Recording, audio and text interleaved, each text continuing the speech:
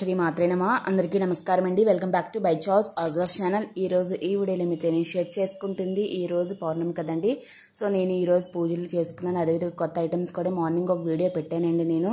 So ఎవరైనా చూడలేని వాళ్ళు అంటే ఇప్పుడు కూడా చూసి ఈ దీపాన్ని పెట్టుకోండి. ఒక దీపం కోసం చెప్పాను, స్వర్ణాకర్షణ భైరవ దీపం కోసం అని చెప్పి. అదేవిధంగా ఈరోజు నేను చేసిన కుబేర పూజ, బాబా గారు కొత్తగా పెట్టుకునే సింహాసనం, కొన్ని ఐటమ్స్ కూడా చూపించానండి. ఈ వీడియోలో మీకు చూపిస్తూ ఉంటున్నాను. బాబా గారిది ఈరోజు 5 వారాలు నాకు అయిపోయిందండి. సో మళ్ళీ నేను స్టార్ట్ చేసుకుంటున్నాను. అంటే మీకు చెప్పాను ఆల్రెడీ 20 వారాలు చేయాలని. 5 వారాలు అయిపోయింది, ఇంకా 15 వారాలు. అంటే నెక్స్ట్ వీక్ మళ్ళీ నేను కొత్త ముడుపు కట్టుకొని మళ్ళీ చేసుకుంటున్నానండి.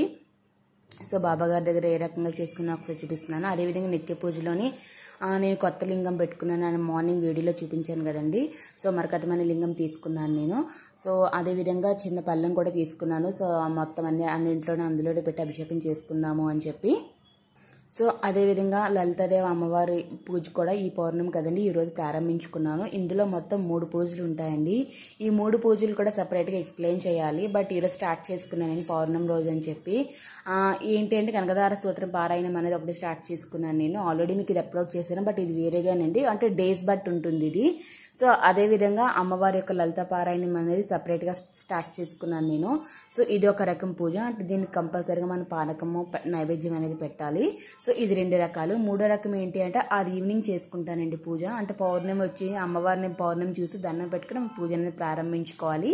అది ఈవినింగ్ పూజ చేసుకుంటాను. ఈరోజు అలాగే లక్ష్మీకి పూజ, లలితాదేవి పూజ 2 కూడా ఈవినింగ్ చేసుకుంటానండి. ఆ 2 వీడియోస్ కూడా మీకు రేపు అప్లోడ్ చేస్తాను. ఏ విధంగా చేసుకున్నాను పూజ అనేది. ఇప్పుడు మటుకు ఇవన్నీ చేసుకున్న పూజలన్నీ మీతో నేను షేర్ చేసుకుంటున్నాను. అదేవిధంగా ఈ పూజలో ఉపయోగించిన ప్రతి కొత్త ఐటమ్ కూడా విధంగా కొన్ని డిఫరెంట్గా ఉన్న ఐటమ్స్ కూడా మన పూజా స్టోర్లో అవైలబుల్ ఉన్నాయండి. సో మీకు ఎవరికైనా ఏ ఐటమ్ కావాలనుకున్నా కూడా మన యొక్క పూజా షాప్ వాళ్ళ యొక్క నెంబర్స్ కింద డిస్క్రిప్షన్ బాక్స్లో ఇస్తాను, వాళ్ళు కాల్ చేసి అడగచ్చండి. చాలా మంది ప్రైజెస్ అడుగుతున్నారండి. నాకైతే తెలీదు ఫ్రాంక్లీ స్పీకింగ్. నేను ఫోన్ చేసేసి నార్మల్గా అవి ఉన్నాయి ఇవి ఉన్నాయా లేవని అడుగుతున్నాను. మా వారు వెళ్ళి అక్కడ వెళ్ళి అవన్నీ పట్టుకొని వస్తున్నారండి. సో ఇంచుమించు ఎందుకంటే నేను రేటు అటు చెప్పచ్చు, ఇటు తక్కువ చెప్పచ్చు, ఎక్కువ చెప్పచ్చు. మీకు మళ్ళీ అక్కడికి వెళ్ళి ఫోన్ చేసి డిస్టర్బ్ అవుతుంది. ఎందుకంటే మా వారికి నేను అడగట్లేదండి ప్రైజ్ అంతా. సో అదేవిధంగా చాలా మంది డౌట్స్ అడుగుతున్నారండి. సో కొబ్బరికాయ దీపాన్ని ఏం చేయాలి అని. సో కొబ్బరికాయ దీపాన్ని ఎప్పుడైనా మనం కొత్తదే కొట్టాలండి. దీనికి దీపం అంటూ సపరేట్గా మనం కొబ్బరికాయని తెచ్చుకోవాలి. ఇది కొట్టాక మనం దీపం అనేది వెలిగించాక ఆ తర్వాత దీపం కొండెక్కాక ఆ దీపాలు మనం నిర్మాలయంలో కలిపేయాలండి. అంటే పారే వాటర్లో కలిపేయాలి. మీకు ఒకవేళ అలా ఛాన్స్ లేదు అంటే మొత్తం అంతా కవర్లో పెట్టుకుని మీరు ఎక్కడైతే దేవుడి సామాన్ అంతా ఎక్కడైతే మళ్ళీ వేసి ఎక్కడ కలుపుతున్నారో అక్కడ చూసుకొని కలిపేసుకోవాలండి. దీన్ని మళ్ళీ ఉపయోగించకూడదు. నూనె తీయడాలు గట్రా అలాంటివి కూడా చేయకూడదండి. కొబ్బరి మొక్కలు తినడం కూడా ఏమీ చేయక్కర్లేదు. ఇది ఎందుకంటే ఇది ఆల్రెడీ మళ్ళీ రెండోసారి దీపం పెట్టడానికి కూడా ఇది పనికిరాదండి. మార్నింగ్ ఒకవేళ దీపం పెట్టి మళ్ళీ అందులో ఈవినింగ్ దీపం పెట్టాలి కూడా అడుగుతున్నారు. సో అది పనికిరాదు. ఆల్రెడీ మనం మార్నింగ్ నైవేద్యం సమర్పించేసామండి. సో ఈ దీపం మళ్ళీ పనికిరాదండి. మళ్ళీ సాయంత్రం వెలిగించాలంటే కొత్త కొబ్బరికాయ తీసుకొచ్చి మళ్ళీ దాని కొత్త దీపం అనేది వెలిగించుకోవాలండి. మళ్ళీ ఉదయం వెలిగించింది సాయంత్రం వెలిగించకూడదు. ఆల్రెడీ ఉదయం మనం పెట్టింది నైవేద్యంతో స్వామివారు సమర్పించేసినట్టే.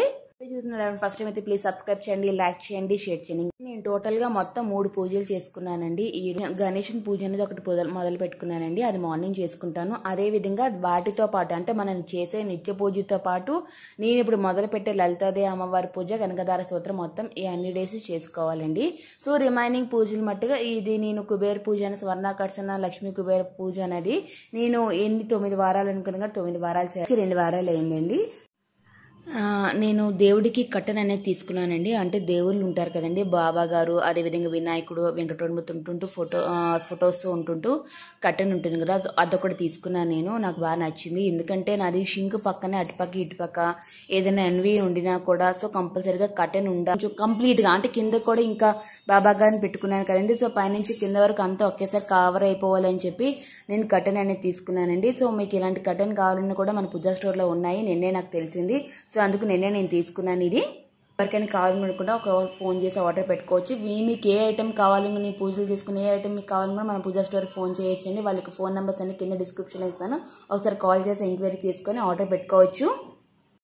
స్టార్టింగ్ వీడియోలో నేను ఉపయోగించాను కదండి స్వస్తిక్ ఓం అనేవి ఆ రెండు బ్రాస్ ఐటమ్స్ ఏనండి. సో బ్రాస్ నేను అందుకనే తీసుకున్నాను. అంటే బాబా గారి కటుపక్క ఇటుపక్క ఈవెన్ పూజా మందిరంలో కూడా మనం కటుపక్క ఇటుపక్క పెట్టుకోవచ్చు.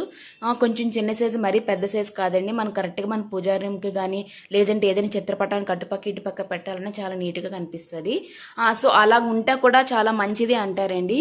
మన పూజా మందిరంలో కూడా స్వస్తిక్ కానీ ఓం కానీ ఈవెన్ తలుపుల మీద కూడా రాయాలి అంటారు. ఈవెన్ ఎంట్రన్స్ దాని మీద కూడా మనం పెట్టుకోవచ్చు స్వస్తిక్ ఓం అనేది. అదేవిధంగా బీరువాల మీద పెట్టుకోవాలంటారండి స్వస్తిక్ ఓం అనేది. సో అలాగని తీసుకున్నాను నేను. సో నేను పూజా రూమ్ లో పెట్టుకున్నాను అటుపక్క ఇటుపక్క.